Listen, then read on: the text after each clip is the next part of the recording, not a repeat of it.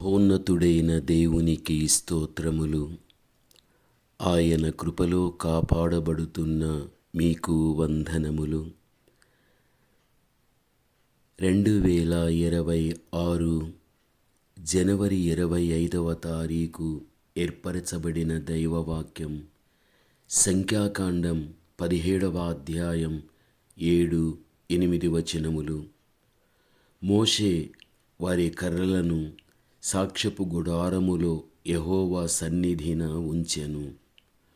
మరునాడు మోషే సాక్ష్యపు గుడారములోనికి వెళ్ళి చూడగా, లేవి కుటుంబపు వాడైన అహరోను కర్ర చిగుర్చి ఉండెను. అది చిగుర్చి పువ్వులు పూసి బాదము పండ్లు కలదాయెను. గమనించాలి, దేవుని యొక్క సన్నిధిలో ఒక అద్భుతమైనటువంటి కార్యాన్ని మనము చూడగలము. ప్రత్యక్షపు గుడారమంతా దేవుని సన్నిధితోనూ ప్రసన్నతతోనూ నిండి ఉండడం మనకు తెలిసిన విషయం.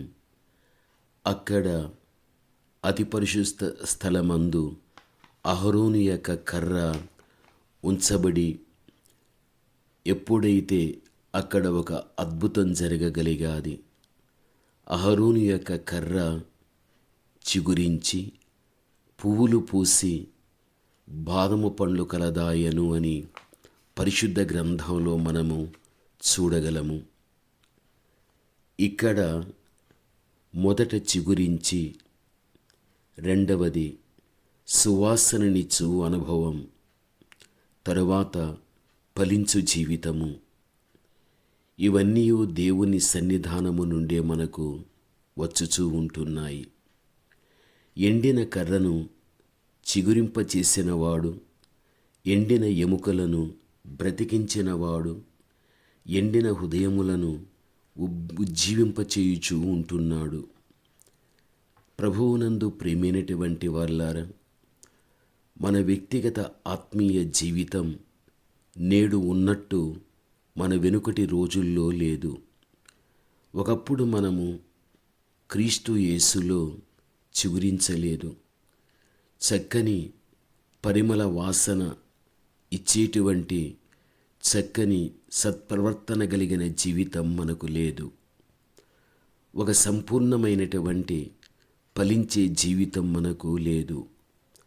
ఆ పరమతండ్రి అయినటువంటి దేవాతి దేవుడు మన మీద ఉన్న కనికరం, మన మీద ఉన్న ప్రేమను బట్టి ఆకర్షింపచేసి ఈ రోజున మనం ఆయనలో చిగురిస్తూ చక్కని సువాసన కలిగిన వ్యక్తులుగా, చక్కని ఫలించే ఒక జీవితంగా మనను దేవుడు నడిపించడం ఒక ధన్యతగా దీన్ని మనము భావించాలి.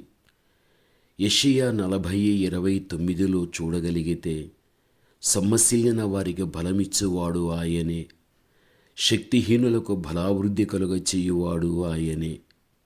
నిజమే, వేరు లేకుండా, ఆకులు లేకుండా ఎండిపోయిన కర్ర అద్భుతముగా చిగురించగలిగాది.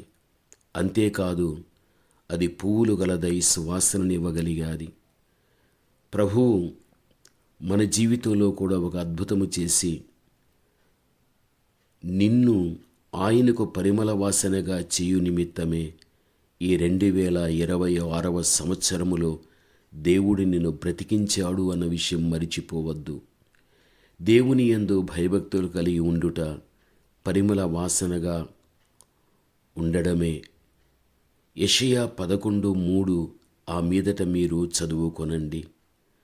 రక్షింపబడు వారి పట్లను, నశించు వారి పట్లను మేము దేవునికి క్రీస్తు సువాసనయై ఉన్నాము అని 2 కొరింథీ 2:15లో కూడా చూడగలము. నశించు వారికి మరణార్థమైనటువంటి మరణపు వాసనగాను, రక్షింపబడు వారి జీవపు వాసనగాను ఉన్నాము. కాబట్టి ఇట్టి సంగతులు సాలినవాడు ఎవడు అని 2 కొరింథీ 2:16లో మనము చూడగలం. దయచేసి చెప్పే ప్రతి ఒక్క వాక్యాన్ని, ఆ మీదట పరిశుద్ధ గ్రంథాన్ని తీసి చదవగలిగినట్లయితే, చదివినప్పుడు వినేటప్పుడు ఎంత అర్థమవుతుందో, చదివిన తర్వాత సంపూర్ణమైనటువంటి రీతిగా అర్థం కాగలిగి హృదయములో దేవుని మాటలు లిఖితం కాగలుగుతాయి. చిగుర్చిన కర్ర సువాసన ఇచ్చి వికసించగలిగాది, తర్వాత ఫలమివ్వగలిగాది. అనగా ఆత్మ ఫలములనేవి పొందడం జరుగుతుంది. మనకు తెలిసిన విషయమే. ప్రేమ నుండి చివరికి ఆశానిగ్రహం వరకు కూడా ఇవన్నీ కూడా ఫలములుగా కనిపిస్తున్నాయి. గలతీ 5:22-23 వరకు. దేవుని సన్నిధిలో 3 రకములైన అద్భుతములు, అవి మన ప్రాణాత్మ శరీరముల యందు జరుగుచూ ఉన్నాయి. చిగురించే అద్భుతం, సువాసన ఇచ్చే అద్భుతం, ఫలించేటువంటి అద్భుతం. నిజమే, దేవుని యొక్క బిడలైన మన జీవితంలో కూడా ఇటువంటి శ్రేష్టమైనటువంటి అనుభవాన్ని మనము కలిగిన వ్యక్తులుగా మనం ఉండాలి. శరీరధారిగా క్రీస్తు భూమి మీద ఉన్నప్పుడు యేసుక్రీస్తు ప్రభువు వెళ్ళిన చోటెల్లా కూడా అద్భుతాలు జరిగిపోయాయి. గుడ్డివారు చూపునొందారని, చెవిటివారు విన్నారని, కుంటివారు నడిచారని, అనేక మంది వ్యక్తులకు సువార్త ప్రకటించినప్పుడు అందరిలో కూడా పరివర్తన కలగగలిగాదని మనము చూడగలం. ఆయన శిష్యులలో ఒక్కడైనట్లు పేతురు కూడా అతని యొక్క నీడ ద్వారా కానీ, పౌలు యొక్క చేతి గుడ్డల ద్వారా కానీ, నడికట్టు ద్వారా కానీ ప్రభు బలమైన అద్భుతాలు చేసినట్లు లేఖనములో చూడగలం. నిజమే, నీవు అంతటి వాడివిగా, నీవు అంతటి దానివిగా కావాలన్నదే నీ పట్ల దేవునికున్న ఉద్దేశం. అవకాశం అనేది నీవు ఇవ్వడం జరగగలిగితే పరిశుద్ధాత్మదేవుడు కార్యాలనేవి నీలోనే ప్రారంభించగలుగుతాడు. జీవించినంత కాలం మనము నామకార్థ క్రైస్తవులుగా జీవించకూడదు. ఒక నిజమైన క్రైస్తవ బిడలుగా మనం జీవించాలి. ఏ వాక్యాన్ని మనం వింటున్నామో దానికి న్యాయం చేస్తూ ఆ ప్రకారంగా బ్రతకడమే మన ధర్మం. మన జీవితం లోకంలో కొద్ది కాలమే. మనము యాత్రికులం, పరదేశులం. ఏదో ఒక రోజున ఈ తనువు చాలించాలి. ఆ పరమతండ్రి మన కోసం సిద్ధం చేసిన పరలోక రాజ్యాన్ని మనం స్వతంత్రించుకోవాలి. నీ కుటుంబము స్వతంత్రించుకోవాలి. కాబట్టి ఆధ్యాత్మికంగా నేను ఎదిగించేటువంటి ఉదయకాలపు యొక్క ఈ సందేశాలు విని బలము పుంజుకొని ప్రభువులో సాగిపోవడం నీ ధర్మం. ప్రార్థన. పరమతండ్రి అయిన మా దేవా, ఘనమైన మీ నామమునకు స్తోత్రములు దేవా. మా జీవితాలు ఎప్పుడు కూడా తండ్రి మీలో చిగురిస్తూ, దేవా తండ్రి, మేము చక్కని తండ్రి సువాసన నా తండ్రి మేమిస్తూ ఫలించుచు మా జీవితాలు మాదిరిగా మీరు పెట్టండి. యేసు నామములో ప్రార్థన చేస్తున్నాము తండ్రి. ఆమేన్.